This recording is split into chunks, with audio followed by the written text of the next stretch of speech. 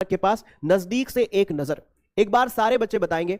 कबीरदास जी कहते हैं, मोको कहां ढूंढे रे बंदे, मैं तो तेरे पास नामे जप में। मतलब बहुत अच्छा भजन है, एक बार आप पढ़ेंगे उसे, बहुत अच्छा आपको लगेगा। कहते हैं कि मुझे तुम कहां ढूंढ रहे हो, मैं तो तुम्हारे हृदय में हूं ना। तो इस तरह की बात 15वीं 16वीं शताब्दी में करना बहुत बड़ी बात रही होगी।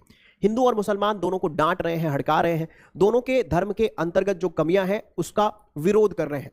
ठीक है, तो बाबा मतलब कहते हैं, कबीरदास जी, किसी इतिहासकार ने लिखा हुआ है कि अपने समय से कम 400-500 साल बाद की बात कबीरदास जी कह रहे थे। जो आज बहुत सारे हम सेकुलरिज्म की बात करते हैं, धर्मनिरपेक्षता की बात करते हैं, ठीक है, और कम की बात करते हैं, वो बात वो पहले ही कर रहे हैं। बताओ कितनी बड़ी बात रही होगी। ठीक है, बाबा गुरु नानक नजदीक से एक नजर, एक बार देखते हैं। तो बच्चों, बाबा गुरु नानक की बात करें तो 1469 में तलवंडी पाकिस्तान में ननकाना साहिब में इनका जन्म होता है। करतारपुर रावी नदी के तट पर डेरा बाबा नामक एक केंद्र उन्होंने स्थापित किया। उनके अनुयायी की अगर हम बात करें तो पहले, अब देखो उस समय जाति धर्म के आधार पर बड़ा भेदभाव था, लिंग भेद, महिला पुरुष के बीच में भेदभाव था। तो इनके जो फॉलोअर्स थे उनके अंदर ये आ न जाए, इसलिए बाबा गुरु नानक ने सांझी रसोई, सांझी रसोई का मतलब एक साथ बैठकर सारे लोग खाना बनाते थे और एक साथ बैठकर खाते थे, जिससे कि ये जो जाति भेदभाव है और लिंग भेद है ये नजरअंदाज हो जाए, ये दूर हो जाए। तो ये एक बड़ा अच्छा कंसेप्ट था।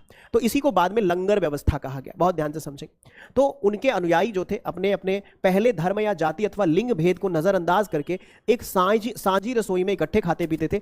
इसे ही क्या कहा गया बाद में, इसे ही लंगर कहा गया। क्या कहा गया? इसे को ही लंगर कहा गया बाद में।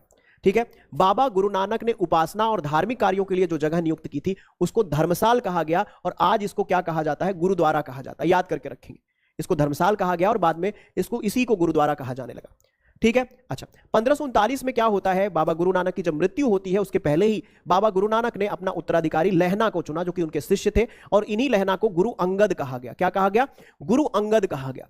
ठीक है, और यही जो गुरु अंगद थे, इन्होंने बच्चों बाबा नानक की जो रचनाएं हैं, जो कविताएं हैं, और अपनी जो रचनाएं हैं, इन दोनों को बच्चों संग्रहित किया गुरुमुखी लिपि में।